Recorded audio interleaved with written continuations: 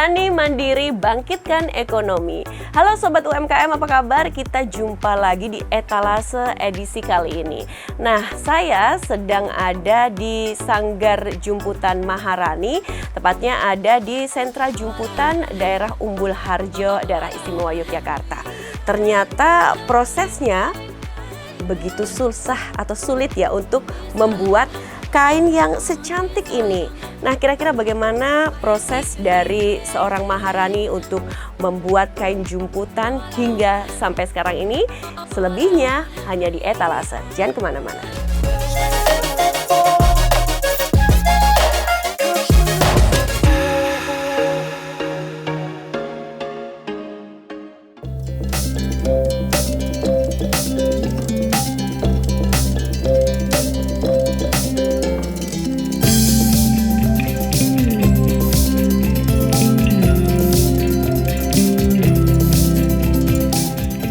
Sobat UMKM, semoga selalu dalam keadaan sehat ya, supaya bisa tetap berkarya. Nah, Sobat UMKM, saat ini saya sedang berada di rumah produksi salah satu UMKM di wilayah Taunan, Umbul Harjo, Kota Yogyakarta. Hayo Sobat UMKM, tahu nggak jenis atau motif kain warna-warni yang cantik ini? Yaps, betul sekali. Ini adalah kain jumputan atau yang juga dikenal dengan nama batik jumputan. Dari motifnya yang unik ini, kebayang gak sih kalau prosesnya juga rumit?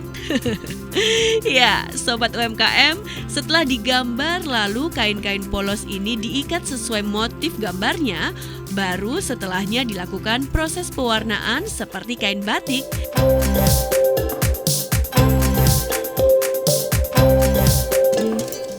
Nah, ini adalah Mbak Surani atau yang akrab dipanggil Mbak Rani. Mbak Rani memulai usaha ini pada tahun 2010 silam. Awalnya, Mbak Rani yang berprofesi sebagai penjahit ini mengikuti program pelatihan yang diselenggarakan di kampungnya, yaitu Kampung Taunan yang kini menjadi salah satu sentra kain jumputan di Yogyakarta. Waktu itu, Mbak Rani nekat dengan bermodalkan uang sebanyak Rp200.000 untuk mengawali bisnis kain jumputan. Dan kini ia sudah sukses hingga memiliki showroom di rumahnya.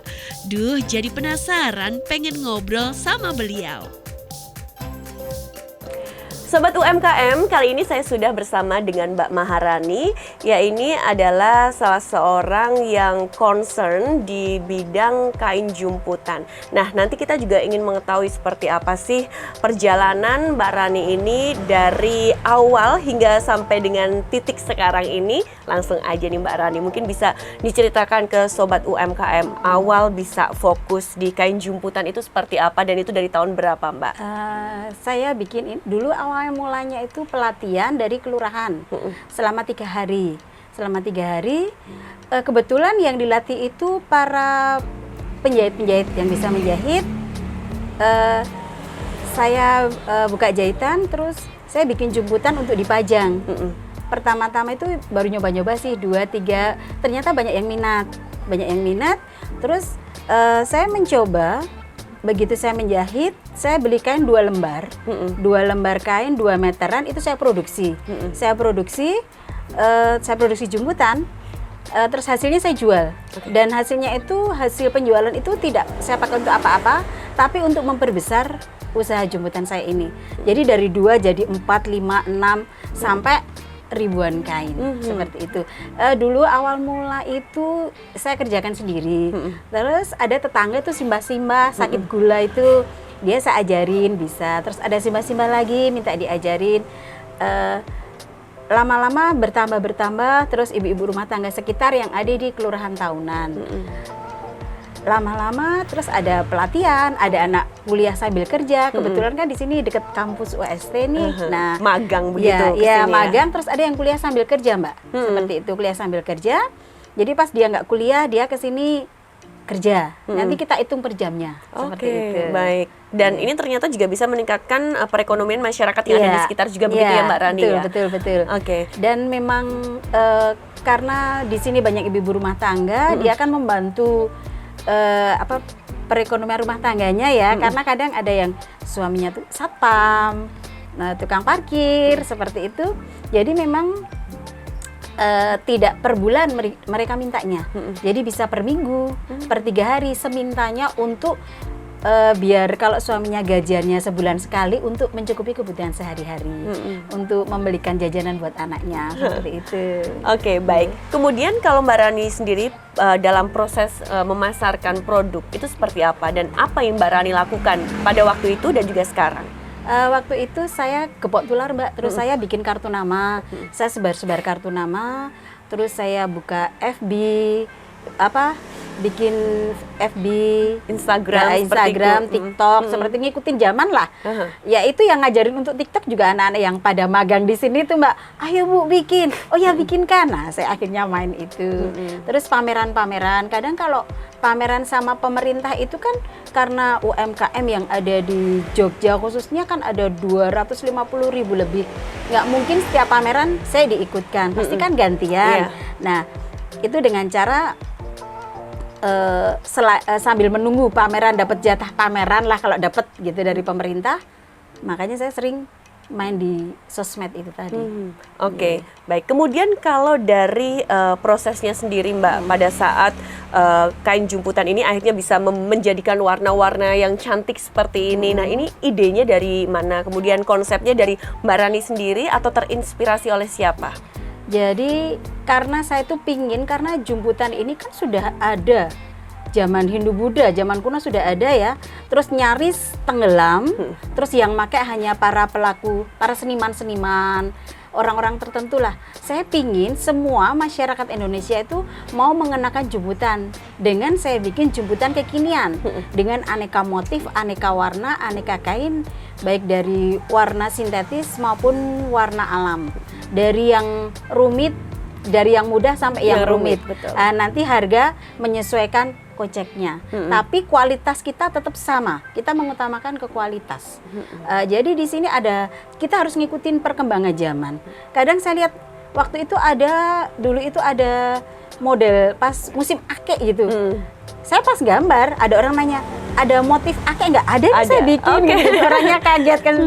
Terus saya bikin gini, oh Jogja tuh cirinya apa ya? Oh gunungan ya, saya bikin yang ada motif gunungannya.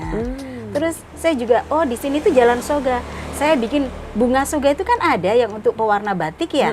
Itu saya juga bikin motif bunga soga. Terus saya juga bikin motif kayak jumput pitu. Kalau orang Jawa bilang itu kan pitulungan. Nah seperti itu. Biar si pemakainya selalu dapat pertolongan dari Tuhan Yang Maha Esa. Kan? Terus ada jumput kluweh, daun kluweh. Ya kita pinginnya nanti orangnya tuh yang memakai jadi linueh, seperti itu. Dan masih banyak lagi. Jadi gitu. ada arti filosofinya tersendiri begitu ya untuk masing-masing biar motifnya. yang memakai juga seneng. Kayak kita ada jumput daun dewa. Oh daun dewa itu fungsinya daun dewa itu untuk obat. Nah biar orang yang memakai itu selalu sehat. Oke. Nah Mbak Rani, dalam berbisnis itu pasti adalah yang namanya persaingan. Nah, bagaimana ini bisa menciptakan satu persaingan yang sehat? Ini khususnya bagi para UMKM yang ada. Kalau persaingan memang iya ya, namanya juga pengrajin UKM itu di mana-mana pasti ada persaingan. Jadi di saat saya cuma gini aja, jangan pernah menutup lubang semut. Nah seperti itu. Jadi kalau ada, karena di sini namanya kampung wisata, sentra jumputan, otomatis tidak hanya satu pelaku, banyak. Betul. Jadi di saat orang tanya sama saya, selain di Maharani di mana, saya tunjukkan di sana. Ada beberapa juga. Ada beberapa saya tunjukkan seperti itu. Di saat orang umpama sibuk untuk membicarakan saya yang enggak gimana lah gitu, saya sibuk berkarya. Di saat mereka sibuk ngerumpi, seumpama ada yang ngerumpi ya, saya sibuk berkarya. Mereka selesai ngerumpi, saya selesai bikin karya.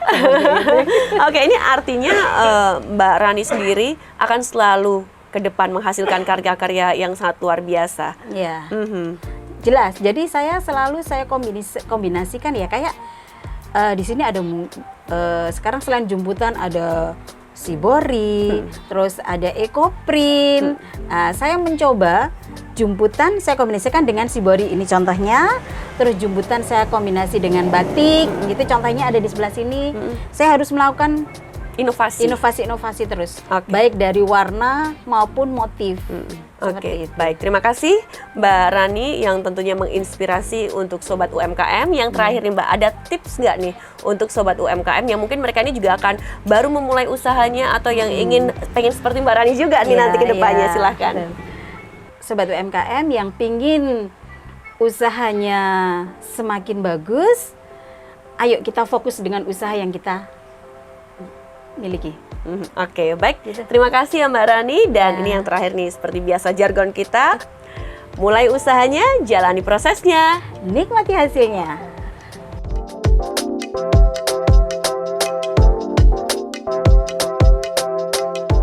Kain jumputan ini dibanderol dengan harga yang bervariasi, tergantung kerumitan motifnya. Dalam pemasarannya, Mbak Rani juga memanfaatkan media sosial sebagai sarana berkomunikasi dengan para pelanggan. Tuh kan, penting juga memanfaatkan media sosial selama untuk hal yang positif. Perjalanan Mbak Rani cukup panjang, hingga akhirnya ia menjadi salah satu UMKM yang sukses dan konsisten di bidangnya. Intinya, tidak ada usaha yang sia-sia bila kita memiliki tekad yang kuat. Kain jumputan ini biasanya juga dimanfaatkan sebagian wisatawan sebagai buah tangan loh. Bangga menggunakan produk lokal adalah salah satu upaya untuk mencintai negeri.